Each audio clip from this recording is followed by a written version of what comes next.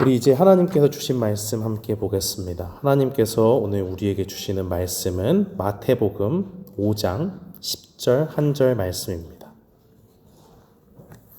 하나님께서 오늘 우리에게 주시는 말씀 마태복음 5장 10절 한 절 말씀, 우리 다 찾으신 줄 알고 함께 봉독하겠습니다. 의를 위하여 박해를 받는 자는 복이 있나니 천국이 그들의 것임이라. 아멘. 저는 오늘 본문 말씀 마태복음 5장 10절 말씀을 통해서 의를 위하여 박해를 받는 자는 복이 있나니 라는 제목으로 주의 말씀을 선포하겠습니다. 우리는 예수님의 말씀을 통해서 산에서 가르친 말씀을 통해서 이 땅을 살아가는 천국 백성이 어떻게 살아야 되는지를 계속적으로 보고 있습니다.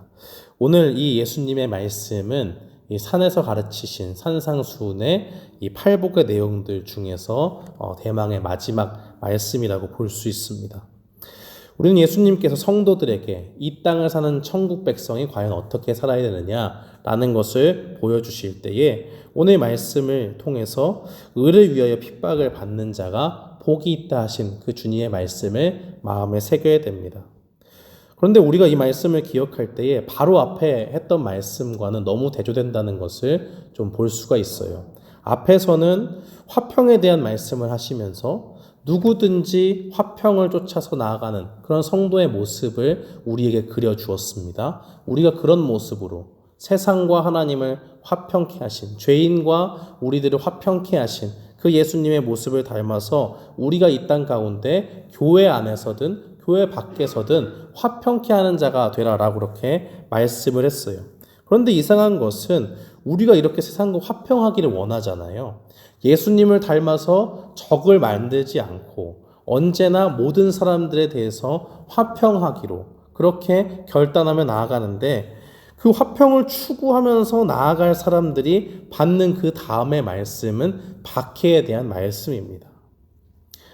주님의 제자들이, 하나님의 백성들이 이 땅을 화평으로 이끌어 나가려고 하지만 세상 가운데서 우리가 박해를 받고 미움을 받는다는 말씀이에요. 우리는 그 누구도 적대시하고 싶은 마음이 없습니다. 다 사랑 가운데 하나님이 우리를 사랑해 주신 것처럼, 죄인인 우리를 품어주신 것처럼 이 세상에 예수님을 모르는 사람들을 다 사랑 가운데 품어서 복음을 전하고 그들이 주님 앞에 돌아오기를 원해요. 그런데 그렇게 호의적인 우리에게 세상은 우리를 박해한다는 겁니다. 어떤 때 그런 일들이 일어날까요? 이 과거, 현재, 미래와 상관없이 시대를 막론하고 우리의 믿음을 온전히 세상 가운데 지켜나갈 때에 그러한 일들이 일어납니다. 우리는 경험적으로 모든 갈등이 화평으로 끝나지 않는다는 것을 우리가 볼 수 있습니다. 한쪽이 아무리 화평을 추구하며 나아간다고 해도 상대방이 받아들이지 않으면요, 사과가 받아들여지지 않으면 결국에는 서로 갈등이 증폭되고 서로 원만한 합의를 이끌어내지 못하는 것을 보게 되죠. 아무리 내가 잘못을 인정하고 사과해도 상대방의 마음이 풀리지 않는 순간들이 우리의 현실 속에 존재합니다. 그럴 때 우리는 마음이 아프지만 그 현실 속에서 그저 일어난 일들을 안타깝게 바라볼 수밖에 없지요. 우리가 아무리 사랑으로, 하나님의 사랑으로 세상 사람들을 품으려고 해도 그들 예수님을 믿기를 거부하고 나아갈 때에 우리는 아픈 마음을 부여잡고 기다릴 수밖에 없습니다. 그런데 이 예수님을 거부하는 사람들이 단순히 믿지 않을 뿐만 아니라 예수님을 믿어서 세상과 정반대의 길로 나아간 우리를 향해서 그 길을 막고 비방하고 우리의 믿음을 대적한다면 우리는 그 가운데 박해를 받을 수밖에 없는 거예요. 우리가 의에 줄이고 목이 말라서 의로우신 주님을 따라 살기로 했는데 그것을 도저히 받아들이지 못하는 세상이 우리가 땅을 딛고 살아가는 이 세상 가운데 존재한다는 겁니다. 이러한 종류의 괴롭힘을 우리는 박해라고 말합니다. 우리는 인생을 살면서 다양한 고난을 경험할 수 있죠. 그러나 오늘 말씀은 우리에게 그저 인생이 고달픈 것을 이야기하는 것이 아니라 믿음을 지키기 때문에 핍박을 받는 것을 이야기해요. 베드로전서 4장 15절 말씀에 너희 중에 누구든지 살인이나 도둑질이나 악행이나 남의 일에 간섭하는 자로 고난을 받지 말려니와라는 말씀이 있습니다. 이것은 우리 스스로 잘못을 해가지고 이 세상 가운데 고난당하는 일은 없어야 된다라는 것을 말씀하는 거죠. 하나님은 자기 죄로 인해서 고생하는 것을 복되다고 말하는 것이 아니라 이 세상 가운데 믿음을 지키기 때문에 핍박을 받을 때 복되다 말씀합니다. 이것은 천국 백성으로 사는 성도의 모습이 바로 주님을 따라가기 때문에 세상과의 가치관과 충돌을 일으켜서 이 땅에서 의를 위해서 박해를 받을 수밖에 없는 그 가운데서 너희가 복 있는 사람이다라고 예수님이 말씀하시는 겁니다. 이 점에 있어서 마태복음 5장 11절과 12절은 예수님이 말씀하신 이 의를 위하여 받는 박해가 무엇인지를 보충 설명해 줍니다. 마태복음 5장 11절 말씀해 보니까 나로 말미암아 너희를 욕하고 박해하고 거짓으로 너희를 거슬러 모든 악한 말을 할 때에는 너희에게 복이 있나니 라고 말씀합니다. 예수님은 11절에서 제일 먼저 하시는 말씀이 뭐예요? 나로 말미암아. 나 때문에. 너희가 나 때문에 이러이러한 것들을 당하면 너희가 복이 있다라고 그렇게 말씀합니다. 박해라는 것은 예수님 때문에 겪는 어려움이에요. 우리는 천국 백성으로서 이 땅을 살아가지만 우리의 신분을 잊어서는 안 되는 사람들입니다. 사도 바울에 의하면 우리는 이 땅에 똑같이 세상 사람들과 함께 살아가지만 우리는 천국의 시민권을 소유한 하나님 나라의 백성입니다. 그렇다면 우리가 잠시 이 땅에 발을 딛고 산다고 할지라도 우리는 이 땅의 삶이 전부인 것처럼 살아서는 안 된다는 거죠. 세상 사람들이 하나님을 믿지 않고 자기 뜻대로 세상의 욕심대로 살아가는 그 길을 우리는 걸을 수 없다는 말입니다. 예수님은 이렇게 세상과는 다른 길을 걷는 사람들 향해서 이렇게 말씀하셨습니다. 요한복음 15장 18절로 19절 말씀해 보니까 세상이 너희를 미워하면 너희보다 먼저 나를 미워한 줄 알라. 너희가 세상에 속하였으면 세상이 자기의 것을 사랑할 것이나 너희는 세상에 속한 자가 아니요 도리어 내가 너희를 세상에서 택하였기 때문에 세상이 너희를 미워하느니라 라고 그렇게 말씀합니다. 이 말씀에서 예수님은 무엇을 말씀합니까? 세상이 우리를 미워한다고 해서 이상하게 생각하지 마라. 너희를 미워하기 전에 이미 나를 먼저 미워했다라고 말씀합니다. 예수님은 어떤 분이시죠? 세상에 있는 죄인들을 구원하기 위해서 이 땅에 오신 분입니다. 어둠 가운데 있는 이 세상에 참 빛으로 소망 가운데 우리에게 오셨습니다. 그런데 어둠 가운데 있는 사람들은 이 참빛이신 예수님을 알아보지 못했습니다. 오히려 예수님을 찬양하고 경배해야 되는데 그렇게 하지 못하고 핍박하고 십자가의 죽음으로 내몰기까지 했습니다. 그런데 이 예수님을 은혜로 믿는 우리는 그 모든 모습들을 바라보면서 우리의 삶도 그렇게 될 것을 각오하고 나아가야 한다는 것입니다. 예수님을 은혜로 받은 우리가 이 땅에 살아가는 삶의 모습은 바로 예수님이 걸어가신 그 길의 모습입니다.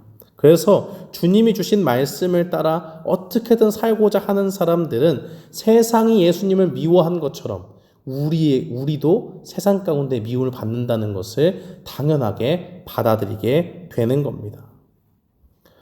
그런데 이 예수님을 미워하는 세상이 그러한 모습을 보고 예수님을 쫓아가려고 하는 우리의 모습을 보고서 미워하지 않으면 이상한 거죠. 우리가 예수님을 믿었는데 이전에 우리의 삶의 모습과 전혀 변화가 없다.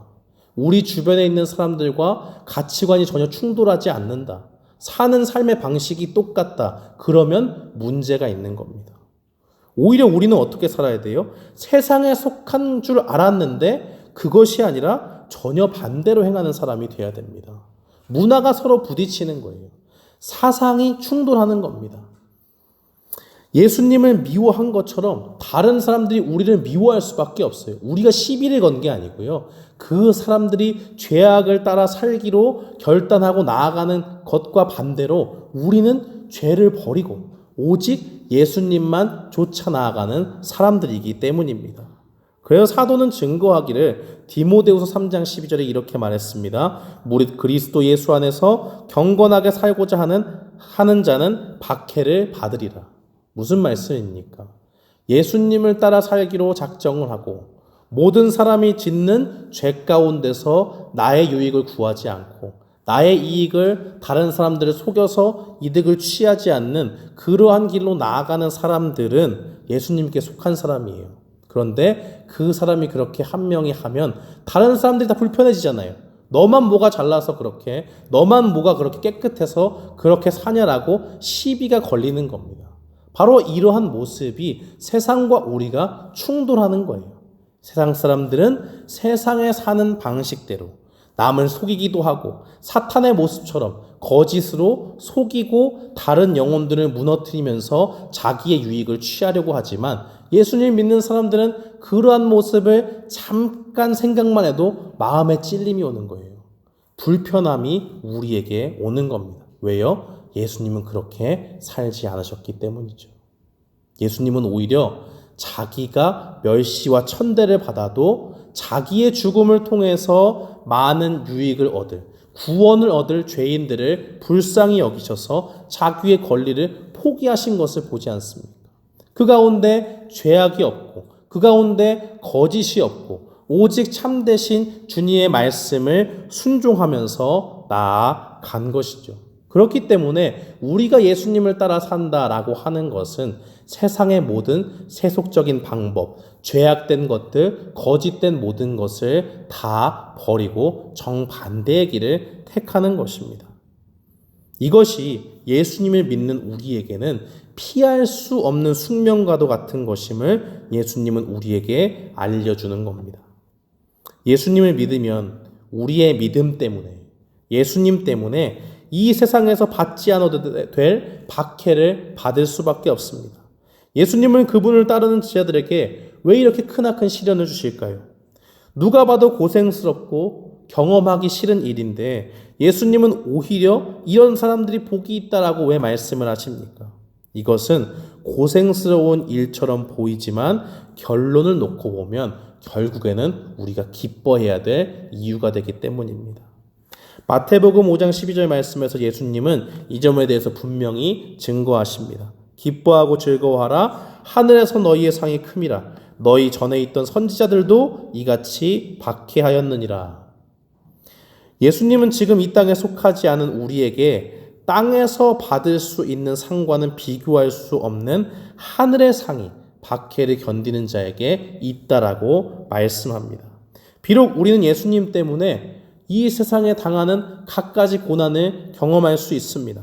내가 가지고 있는 재산도 또 건강도 내가 절대로 움켜쥐고 놓기 싫은 그 모든 것들도 믿음을 지키는 일 때문에 버림을 당하는 일이 우리에게 있을 수 있습니다. 그러나 이런 것을 다 잃어도 우리에게 복이 있다라고 하신 예수님의 말씀은 무엇입니까? 우리가 박해를 받으면서도 기뻐할 수 있는 이유를 어디서 찾을 수가 있을까요? 첫 번째는 믿음을 위해 고난을 받는 것이 참 성도의 증거이기 때문입니다.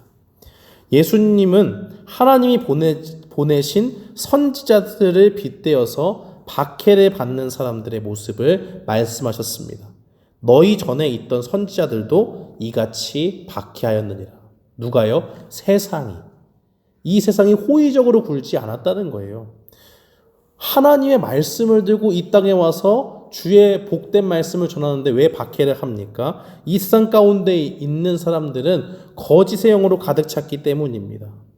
이 세상에 있는 사람들은 무엇을 좋아해요? 그저 사람들에게 좋은 말 하는 거, 긍정적이고 희망적인 말만을 원합니다. 자기 귀에 거슬리고 내 마음을 후벼파는 지적하는 그 죄를 지적하고 하나님 앞에 돌아오는 회개의 말씀은 별로 듣고 싶지 않아요. 내가 그것을 자연적으로 발견했다 하는 것은 어느 정도, 그래 내가 뭐 이건 좀 잘못한 것 같다, 좀 부족한 것 같다 라고 내가 생각할 때는 좀 화가 덜 나는데요, 남이 와가지고 하나님 말씀 보니까 이거 아닌 것 같은데 이건 회개해야 되지 않냐 이렇게 얘기하면 마음에 찔림이 확 오면서 어떤 생각이 듭니까? 아, 내가 진짜 하나님 앞에 죄를 지었구나, 이런 생각이 들면 참 좋은데 사람은 악해서 이 사람 봐라. 자기는 뭐 잘했나? 이런 생각이 우리에게 드는 거예요. 교회 안에 있는 사람에겐 이렇고 세상에 있는 사람들은 그 말씀을 깨닫지도 못합니다. 내가 이렇게 사는데 무슨 문제가 있느냐라고 하면서 하나님의 말씀에 그렇게 됐다라고 하면은 비웃죠. 하나님이 세상에 어딨냐? 나는 하나님 그런 거 안 믿는다라고 하면서 아무 문제가 없는 듯이 살아갑니다. 그렇게 사람들에게 비위를 맞추고 사람들의 귀에 듣기 좋은 말만 하는 사람들은 거짓 선지자예요. 하나님이 보내신 선지자가 아닙니다. 그렇다면 우리가 예수님을 위해서 이 땅에서 박해를 받는다라고 하는 것은 하나님이 보내신 선지자와 같은 정말 하나님 안에 속한 사람이라는 것을 보여주는 거예요. 그것은 우리가 하나님이 선택하신 참 하나님의 자녀라는 것을 보증합니다. 예수님을 통해서 우리가 하나님을 아바 아버지로 고백하게 되었다면 우리는 하나님의 자녀예요. 그래서 요한복음 1장 12절에 증거하기를 영접하는 자 곧 그 이름을 믿는 자들에게는 하나님의 자녀가 되는 권세를 주셨다라고 그렇게 말합니다. 아무나 예수님의 자녀가 하나님의 자녀가 될 수가 없어요.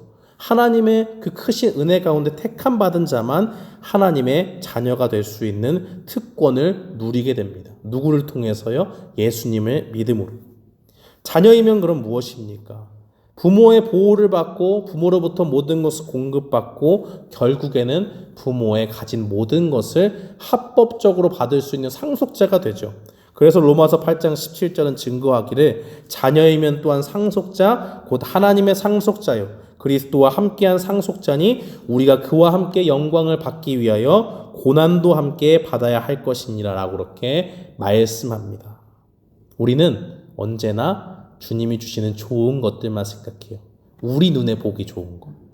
하나님의 크신 상급, 은혜, 나의 인생에 형통하고 모든 길이 험난했던 길이 쫙 펴지는 그러한 일들만 상상합니다. 그러나 상속자가 된다는 것은 우리 주님이 걸어가신 것처럼 고난도 함께 받는 일입니다.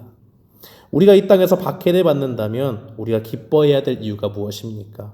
우리 주님께서 이 땅에서 하나님의 뜻에 순종하시고 그 뜻대로 고난을 당하신 것처럼 우리도 박해를 받는구나 하는 것으로 기뻐해야 돼요. 왜냐하면 그것이 곧 예수님을 닮은 사람의 모습이기 때문입니다. 그것을 통해서 내가 세상의 자녀가 아니구나 도장을 꽝 찍는 거예요. 확실한 하나님의 자녀된 보증이 나에게 찍히는 겁니다. 사도행전 5장 41절 말씀에 보면 사도들의 증언이 나옵니다. 사도들은 그 이름을 위하여 능욕받는 일에 합당한 자로 여기심을 기뻐하면서 공회 앞을 떠나니라. 사도들이라고 하는 것은 예수님의 직계 제자를 이야기하죠. 사도들이 예수님의 이름을 열심히 전했습니다. 그러니까 이 유대인 지도자들이 이들을 사로잡고 옥에 가두는 일도 있고 붙잡아 놓고 협박을 하면서 예수님의 이름을 전하지 말라고 이야기해요. 그러니까 담대함 가운데 내가 어떻게 사람을 좋게 하냐. 예수님께서 이 우리를 위해서 죽으신 것이 확실한데 내가 이것을 전하지 못할 일이 무엇이냐 라고 고백을 하면서 담대히 더욱더 핍박을 하면 할수록 중단하고 멈추고 두려워하지 않고 담대히 말씀을 전했습니다. 그 가운데서 사도들의 반응이 이래요. 핍박당하고 옥에 갇히고 다른 사람들에게 협박을 받고 능욕을 받는 일에 합당한 자로 여기심을 기뻐하면서 내가 예수님 안에 있으니까 박해를 받는구나. 이것보다 더 기쁜 게 있을까? 내가 주님을 닮아서 고난의 길을 간다니 이것이 나에게 얼마나 기쁜 일인가 하면서 기뻐하면서 자신들을 핍박했던 그 공회원들이 앞에 있는 공회 앞을 떠나니라. 도저히 세상에서는 이해할 수가 없는 일이에요. 핍박하고 괴롭히고 예수님 믿지 말라고 그렇게 이야기를 했는데도 기쁨 가운데서 그 모든 고난을 견뎌내는 믿음, 그것이 그들에게 있었다는 겁니다. 왜 그렇게 생각했습니까? 마가복음 10장 30절에서 예수님은 부자 청년의 이야기를 했는데 그 말을 듣고 베드로와 많은 제자들이 이렇게 얘기했어요. 예수님, 저희는 주님을 위해서 다 버렸는데요. 우리는 뭘 가질 수 있죠? 그러니까 예수님께서 이렇게 말씀하십니다. 나와 복음을 위하여 모든 것을 버린 자는 집과 형제와 자매와 어머니와 자식과 전토를 100배나 받되 박해를 겸하여 받고 내세에 영생을 받지 못할 자가 없느니라 라고 그렇게 말씀했습니다. 그러니까 우리가 예수님 안에 있으면 모두 받는 거예요. 자꾸 우리는 영생의 그 구원을 높이는 것이 맞지만은 한쪽만 생각할 것이 아니라 예수님께서 박해를 겸하여 받는다는 말씀을 분명히 기억해야 되는 거예요. 그러니까 사도들이 복음을 전할 때 핍박을 받고 예수님의 이름 때문에 고난을 당하는 것은 주님의 말씀의 성취예요. 아, 그래. 내가 이래서 하나님의 확실한 은혜를 받아서 구원 얻을 사람이기 때문에 박해를 받는구나 확인을 하면서 기쁨 가운데 나아가는 것입니다. 이것이 바로 우리가 박해를 받으면서도 기뻐할 수밖에 없는 첫 번째 이유입니다. 우리가 세상과 충돌하고 우리의 믿음을 포기하지 않고 지켜나갈 때 우리는 박해 가운데서 기뻐할 수 있습니다. 그것이 곧 하나님의 자녀라는 확실한 증표이기 때문입니다. 이뿐만 아니라 우리는 어떻게 박해를 받으면서도 예수님의 말씀처럼 기뻐할 수가 있겠습니까? 두 번째 이유는 우리가 박해를 받는 것이 하나님께 속한 자라는 확실한 증거일 뿐만 아니라 하나님이 약속하신 하늘의 상을 우리가 받기 때문입니다.